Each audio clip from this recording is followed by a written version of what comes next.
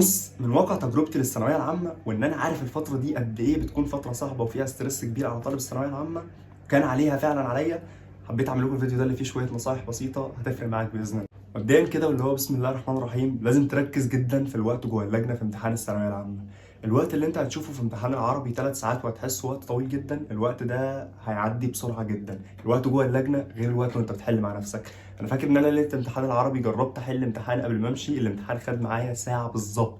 جوه اللجنه انا كنت مخلص مع الوقت، ودي مشكله. لازم تعود نفسك تحل في اسرع وقت ممكن، وتركز جوه اللجنه ان الوقت ما يسرحش منك وما تقعدش تفكر كتير، وما تراجعش وانت سايب سؤال. يعني لو سبت مجموعه من الاسئله، روح حل الاسئله اللي انت سايبها الاول، بعد كده اعمل مراجعه على التوتال.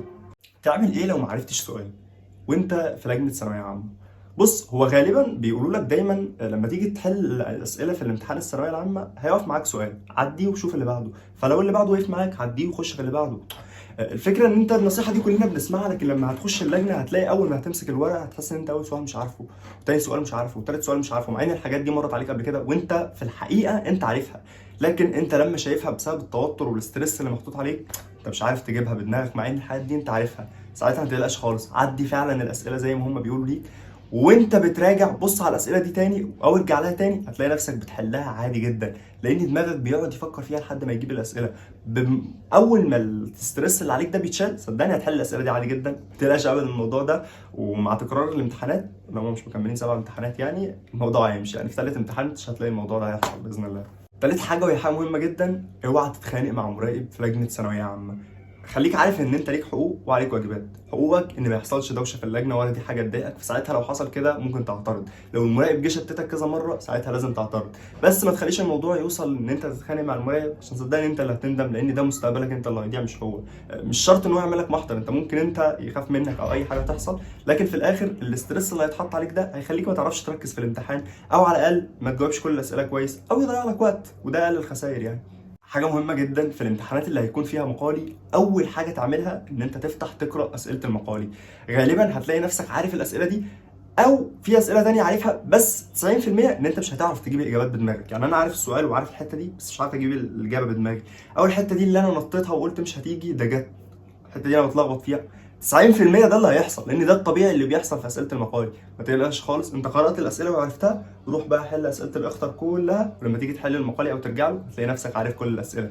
ما تسالش ازاي، لكن ده اللي بيحصل فعلا. لازم الكام يوم اللي قبل الامتحانات دول يكون بتحل فيهم اقل حاجه في اليوم، اللي هم الايام اللي قبل الامتحانات، 5 شوامل في اليوم. لاني صدقني فكره الشوامل في الفتره دي هي اكتر حاجه هتقويك، وهي اكتر حاجه هتنفعك في الامتحان، وهي اللي هتعودك على فكره ان انت تدخل جوه الامتحان وتلاقي امتحان شامل، وتخليك تنط من الباب ده سؤال الباب الثاني، سؤال من الباب الرابع، وتربط لك الابواب ببعضيها. فمهم جدا ان انت تعمل كده. هيكون عندك قبل كل ماده ايام معدوده.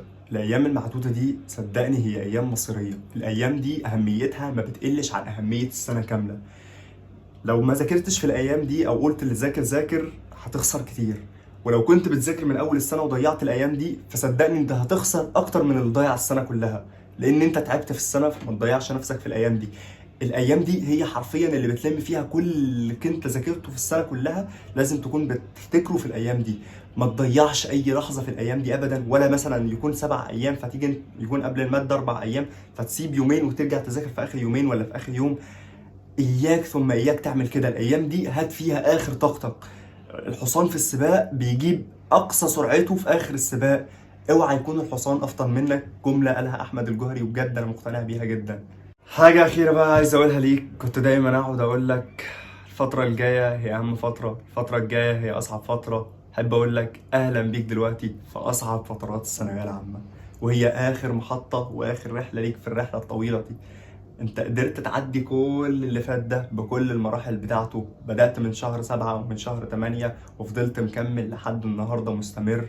عايز اقول لك حاجة، في الفترة دي انت لازم تنسى كل مجهودك اللي فات وتفتكر حاجة واحدة بس، انها ما كانتش بمجهودك وكانت بكرم ربنا. لازم تكون عارف، وبقولها وبكررها، ان كل مر سيمر. زي ما المر اللي فات ده كله مر، المر اللي جاي ده هيمر. وباذن الله اللي بعد ثانويه عامه كله خير ايا تكن النتيجه، وان شاء الله هتكون النتيجه اللي انت عايزها واحسن كمان.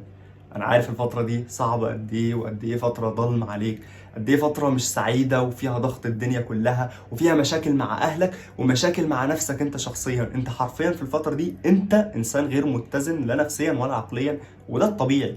بس ما تقلقش، هتعدي باذن الله زي ما اللي فات عدى. حاجه اخيره عايز اقولها لك، متنساش تشير الفيديو ده لاي حد من اصحابك انت تعرفه في ثانويه عامه، عشان باذن الله يفرق معايا زي ما فرق معاك. ربنا يوفقني ويوفقك يا رب. السلام عليكم.